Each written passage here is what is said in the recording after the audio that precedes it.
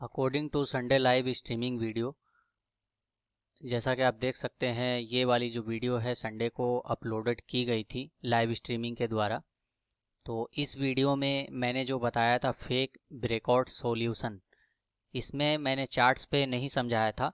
और अगर आपने संडे लाइव ज्वाइन नहीं किया था तो अब फिर आप इसको देख लीजिए। यहाँ पे जो भी चीज़ मैंने बताया है इसी चीज़ को आज मैं क्लियर करने जा रहा हूँ।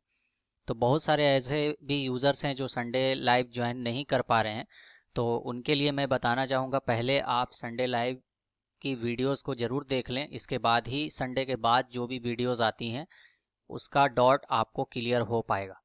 तो यहाँ पे मैंने क्या किया है, XAU USD का करेंसी पेयर ले लिया है और इसके बाद मैंने ये बिल्कुल प्लेन चार्ट लिया है, कोई भी इंडिकेटर प्लॉट नहीं किया है। और बताना चाहूँगा मैं यहाँ पे कोई भी फाइनेंशियल एडवाइस नहीं दे रहा हूँ, सिर्फ और सिर्फ अपना अनुभव शेयर कर रहा हूँ। अगर आपको सही लगता है तो आप इस स्ट्रेटजी को यूज़ कर सकते हैं और किसी भी स्ट्रेटजी को कम से कम 15 दिन ज़रूर यूज़ करें। इसके बाद ही डिसाइड करें कि ये स्ट्रेटजी आपके लिए कितना हेल्पफुल हो सकती है। तो मैंने यहाँ पे प्लेन चार्ट लिया है और ये FX वाले ऑप्शन पे जाएंगे। हर वीडियो की तरह इस वीडियो में भी मैं बता रहा हूँ कि इंडिकेटर कैसे प्लॉट करना है। तो मैंने फेवरेट में 2 इंडिकेटर ऐड किए हुए हैं, लेकिन आपको इस तरह का इंटरफेस नहीं आएगा। आपको सीधा जाना है बिल्ट इन में।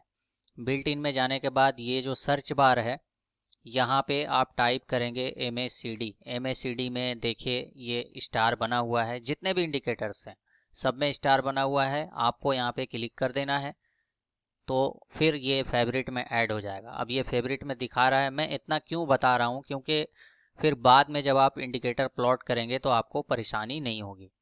मैकडी लगा लिया मैंने। मैकडी की जो सेटिंग है इसमें कोई चेंजेस नहीं करना है, सिर्फ और सिर्फ मैकडी लगा लेना है। अब थोड़ा सा मेटा ट्रेडर की जो मैकडी होती है वो डिफरेंट होती है, लेकिन आप कोशिश कीजिए कि ट्रेडिंग व्यू के साइट पे ही इसको एनालिसिस कीजिए। जो भी फॉरेक्स का करेंसी पेयर है या आप क्रिप्टो में भी काम करते हो तो ट्रेडिंग व्यू की साइट को यूज़ कीजिए। लिंक मैं डिस्क्रिप्शन में दे दूंगा, मोबाइल ऐप का भी और वेबसाइट का भी। तो XAU USD के पेयर पे सबसे पहले प्लेन चार्ट लगाया है और इसके बाद ये मैकडी मैंने प्लॉट किया है। मैकडी की सेटिंग डिफ़ॉल्ट है, ठीक है, इसमें कोई चेंजेस नहीं है। कलर आप अपने हिसाब से चाहें तो चेंज कर सकते हैं। अब करना ये है कि पहले तो प्रीवियस वीडियो को समझ लेते हैं मैंने क्या बताया था। मैंने ये कहा था कि ब्रेकआउट एक साइडवे मूवमेंट होने के बाद ही आता है। कहने का मतलब है कि साइडवे मूवमेंट में कोई भी मूवमेंट नहीं होता है, मार्केट एक ही प्राइस पे ऊपर नीचे होते रहती है और उसके बाद एक मूवमेंट नया आता है, चाहे वो बाई का हो या सेल का हो, लेकिन एक नया मूवमेंट आता है, उसी को ब्रेकआउट कहते हैं। अब साइडवे मूवमेंट को कैसे पहचानेंगे? सबसे पहले अगर साइडवे मूवमेंट को नहीं पहचान पाएंगे तो फिर ब्रेकआउट का फ़ायदा भी आप नहीं उठा सकते। तो मैंने यहाँ पे मैकडी इंडिकेटर लगाया है साइडवे मूवमेंट को समझाने के लिए। और ऐसा नहीं है कि मैकडी में ही साइडवे मूवमेंट समझा जा सकता है, बहुत सारे इंडिकेटर हैं, आप किसी को भी यूज़ कर सकते हैं अपने एनालिसिस के ज़रिए।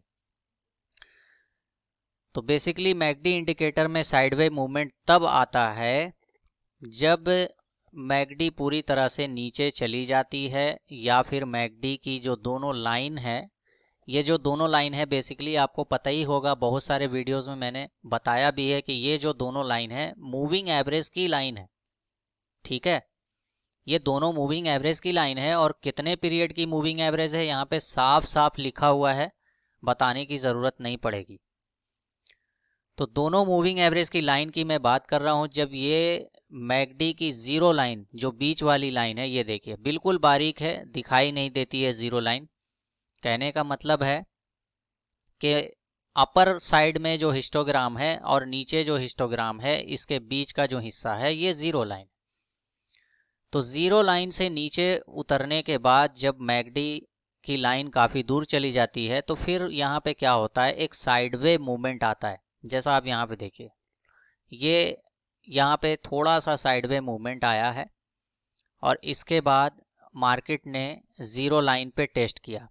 तो अब करना क्या है, जीरो लाइन पे जब मार्केट टेस्ट कर लेती है तो इसके बाद क्या होता है, ब्रेकआउट होने का चांसेस रहता है। अब ब्रेकआउट कैसे पहचानना है, देखिए जब जीरो लाइन पे मैकडी की लाइन टेस्ट कर रही होती है, दोनों केसेज में या तो मैकडी की लाइन नीचे से ऊपर जीरो लाइन की तरफ आए या फिर ऊपर से नीचे की तरफ जीरो लाइन पे आए।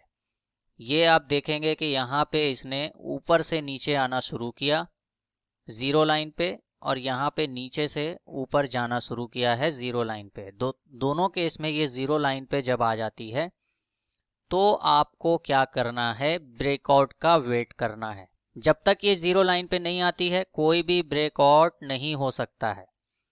अब यहाँ पे एक चीज कहना बिल्कुल गलत होगा कि आपका जो ब्रेकआउट है वो एक सीधे लाइन को ब्रेक करेगा मार्केट या फिर एक ट्रेंड लाइन को ब्रेक करेगा।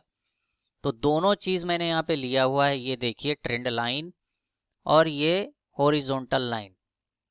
मार्केट की मूवमेंट यहाँ पे आने के बाद ही आपको देखना है।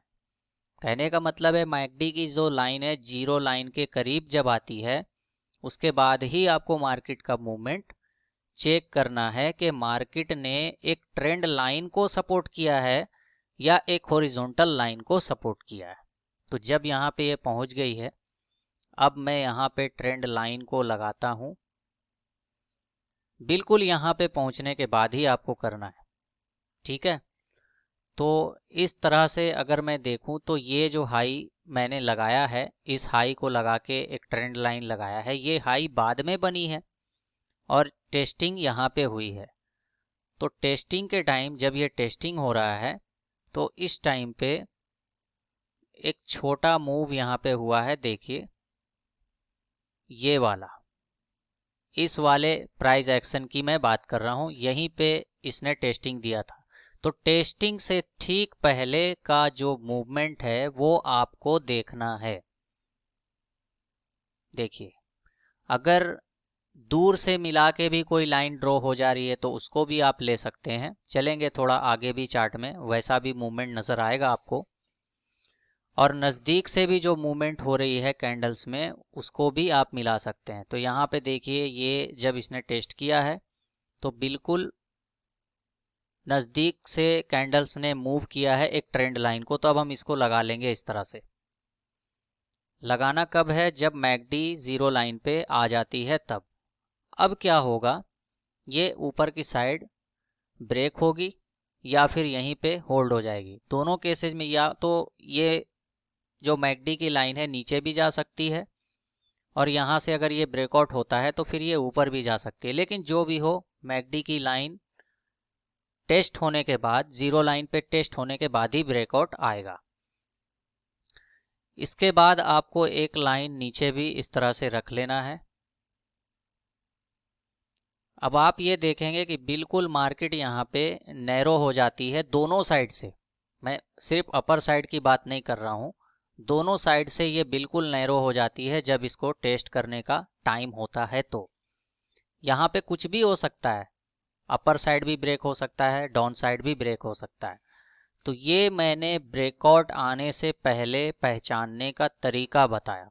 मैंने ये नहीं कहा कि ब्रेकआउट्स पे आपको ट्रेड कैसे लेना है। किसी भी चीज़ को एक वीडियो में क्लियर नहीं किया जा सकता है।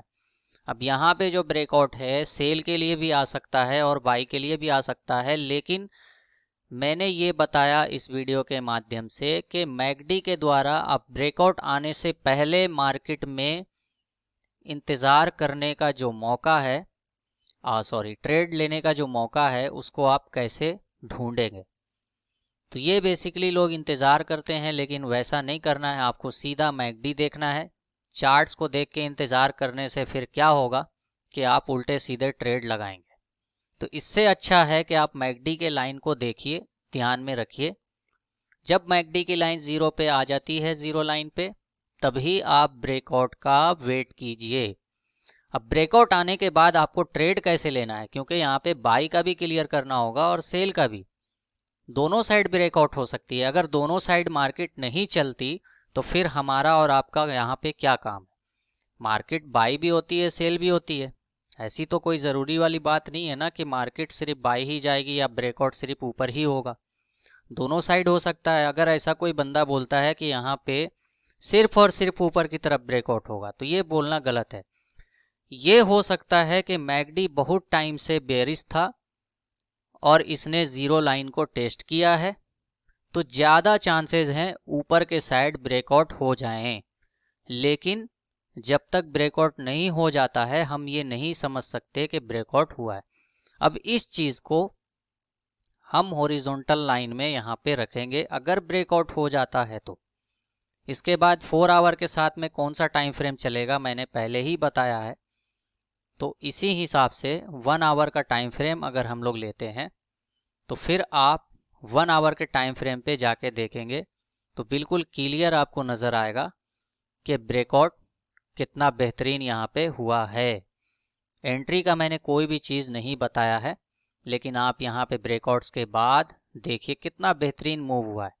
अगर इसी चीज़ को हम 1 आवर पे देखते तो हमें क्या होता, इस चीज़ को हम कॉपी कर लेते हैं। वीडियो को अगर आप स्किप करेंगे तो समझ में नहीं आएगा। ये देखिए 1 आवर पे भी यही मूवमेंट हुआ है जो 4 आवर पे मैंने बताया। तो 1 आवर पे अगर आप ब्रेकआउट्स के लाइन को ड्रॉ कर ले रहे हैं, ट्रेंड लाइन को, मैकडी के दोनों लाइन को ज़ीरो लाइन पे जाने के बाद जैसा मैं बताया, ठीक है। इसके बाद 1 आवर के अकॉर्डिंग अगर आप एनालिसिस कर रहे हैं तो इसी चीज़ को जो हॉरिजॉन्टल लाइन मैंने लिया नीचे रख के आप 15 मिनट पे जाके देख सकते हैं और फिर इतने दूर का जो ट्रेड है वो आपको 15 मिनट में मिल सकता है। लेकिन बाई और सेल करने का तरीका मैंने नहीं बताया है, इसके लिए नेक्स्ट वीडियो का इंतज़ार करें। और उम्मीद करता हूँ ये वीडियो आप सभी लोगों के लिए काफ़ी हेल्पफुल रहेगा। मिलते हैं नेक्स्ट वीडियो में नई स्ट्रेटजी के साथ। ओके।